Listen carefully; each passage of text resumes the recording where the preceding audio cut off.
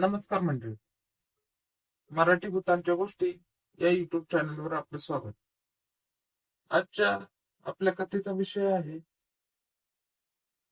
अंधार.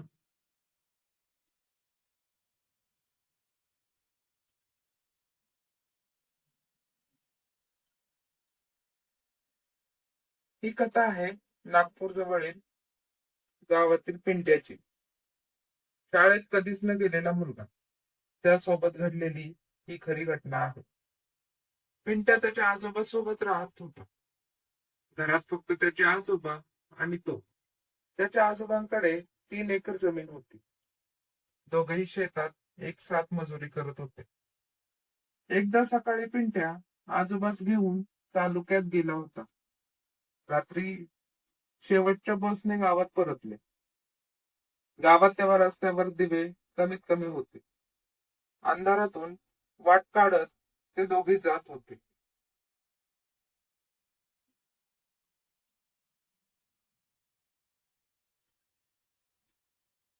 पण तेवढ्यात आजोबा थांबले आणि एकटक समोरील चिंचेच्या झाडाकडे पाहू लागले. त्यांना काहीतरी दिसलं हे मात्र नक्की होतं. पिंट्याने विचारलं, काय आहे आजोबा तिकडे? पण आजोबांनी पिंट्याला काही सांगितले नाही आणि ते सरळ पिंट्यास घेऊन घरी घाईघाईत आले. आजोबांनी काहीच सांगितले नाही. पिंट्या आणि आजोबा झोपी गेले.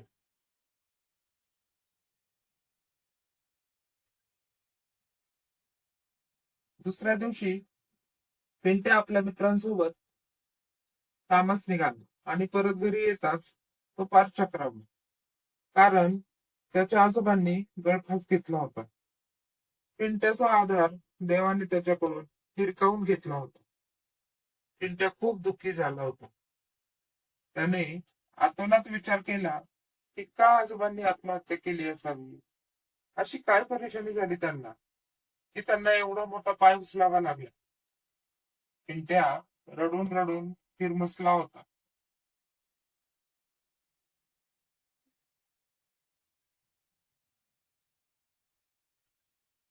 त्याला आई वडील देखील नव्हते. ते देखील वारले होते. त्याला त्याच्या आजोबांनीच लहानाचे मोठे केले होते.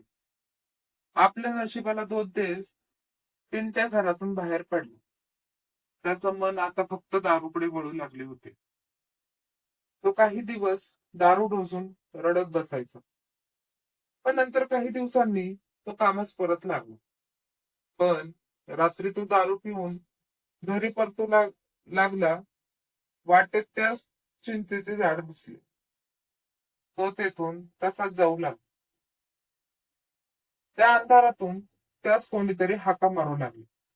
एवढ्या अंधारात आपल्याला कोणीतरी हाका मारते हे पाहून पिंट्या बघण्यासाठी पुढे सरसावला. तिथे दिव्याच्या एका खांबावरील दिवा बंद चालू होत होता. त्यातच पिंट्या पाहण्याचा प्रयत्न करत होता आणि त्याला जे दिसलं ते पाहून पिंट्याची पूर्णपणे दारू उतरली. पूर्णपणे नग्न असलेला एक माणूस तेथे झाडाखाली बसला होता.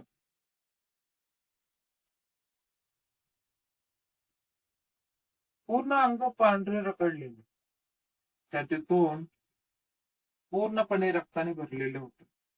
त्याच्या पुढ्यात एक कुत्रे मेलेले पडलेले होते. तो माणूस त्या कुत्र्याचे लचके तोडत तोडत पिंट्याकडे पाहत हसत होता. पिंट्यास काही समजेना झाले होते. तो त्या माणसाकडे एकटक बघत उभा होता. त्याला काही कळेनासे झाले होते.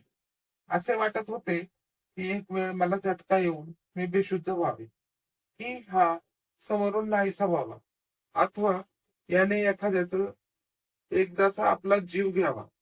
पण ती भीती कशी तरी जावी ही प्रार्थना पिंट्या देवाकडे करत होती.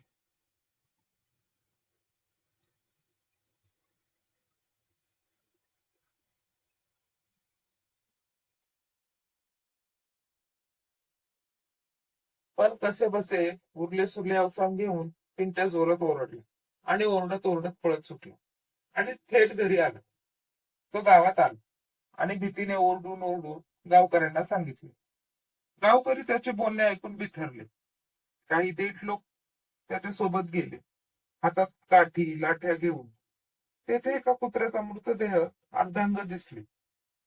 गावातील गाववाले थोडे समजून चुकले की इथे काहीतरी झाले.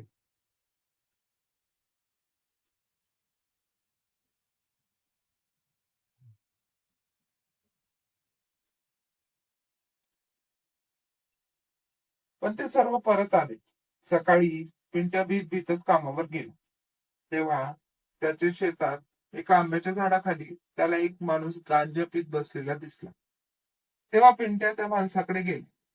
तेव्हा त्याच्या लक्षात आले की हा तोच माणूस होता ज्याला त्याने काल रात्री कुत्र्यास खाताना पाहिले होते. पण यावेळी तो साध्या वेशात होता आणि लुंगी गुंडाळून चिलीम पीत होता. पिंट्याने भीत भीत बाजूचा मोठा दगड उचलला. तेवढ्यात तो माणूस त्याला म्हणाला, ऐसी गलती करने की सोचना भी मत, वरना कयामत आ जाएगी.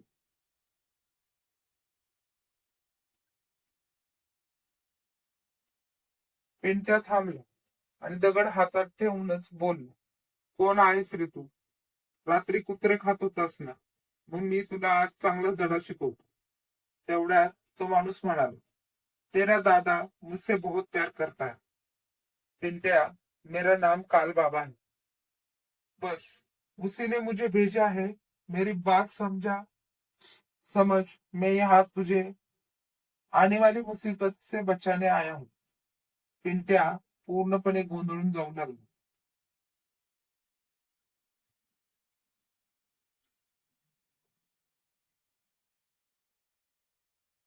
पिंट्याने त्यास गलिच्छ भाषेत शिव्या घातल्या. त्याच्या बोलण्याने तो बाबा निघून गेला आणि पिंट्या वैतागून कामास लागला. त्या घडलेल्या घटनेने त्याने पुन्हा पिण्यास सुरुवात केली. असाच एकदा पिंट्या दारू पिऊन घरी जात होता. जाता जाता त्याला असे वाटू लागले की आपल्या डोक्यावरती कसला तरी पक्षी उडत आहे.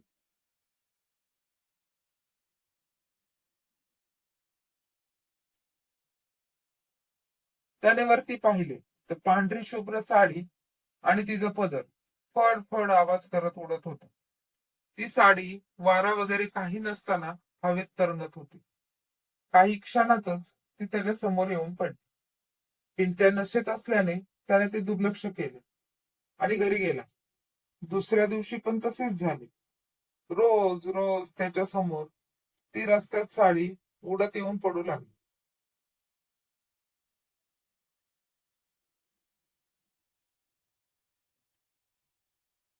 एकदा तो घरी आला. त्याला घरात काहीतरी असल्याची चाहूल लागली.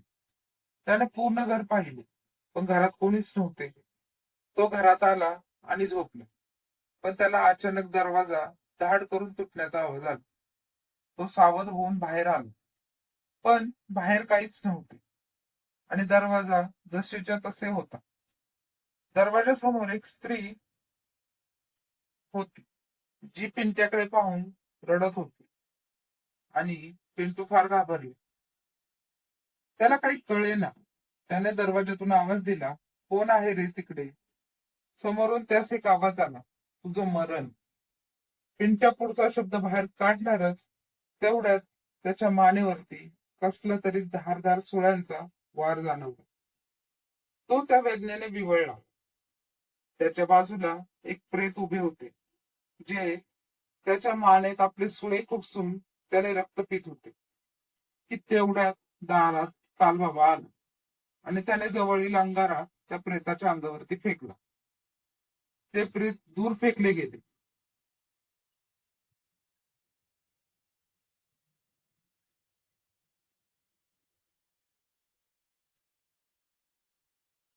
तरीही त्या प्रेताने पिंट्यावरती दुसरा वार केला. तेवढ्यात कालबाबा ही काही करू शकला नाही. ते प्रेत पिंट्याचे रक्त पिऊ लागले. कालबाबाने पिंट्याकडे एक तलवार फेकून दिली आणि ओरडून त्यास सांगू लागला, पिंट्या, ले तेरे भगवान का नाम और कर दे इस शैतानी रूह के दो तुकडे. ते प्रेत पिंट्याचा जीव घेतच होतं की पिंट्याने भवानी मातेचे नाव घेतले आणि उजव्या उरल्या अवसानाने ती तलवार प्रेताच्या शरीरावरून फिरवली.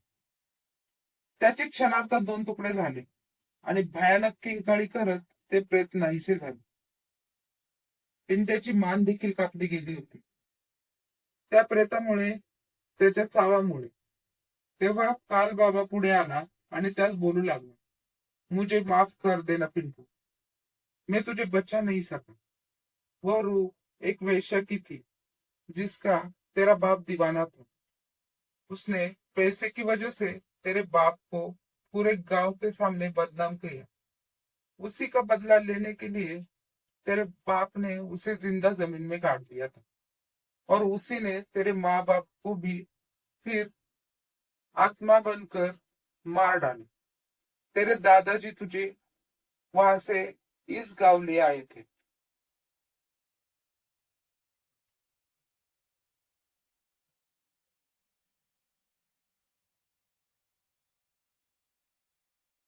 ताकि तू उससे बचा रहे, लेकिन वो आत्मा यहाँ पर आ गई. उसे तो सबकी मौत से ही मुक्ति मिल सकती थी. एक दिन तू और तेरे दादा बाहर गांव में जा रहे थे, तभी तेरे दादा ने उस पेड़ पे देख लिया था, लेकिन उसने, तू घर में नहीं था, तब उसने तेरे दादा को मार डाला. उससे पहले तेरे दादा ने मुझसे मदद मांगी थी. मैं तो सिर्फ एक तांत्रिक का गोरी हूँ. मैं ना तुझे बचा सका, ना तेरे दादा को. मी तेरा गुन्हेगार हूँ बच्चे. पिंट्या रडत रडत त्या कालबाबाचे आभार मानू लागला आणि हसत हसत त्याने प्राण सोडून दिले.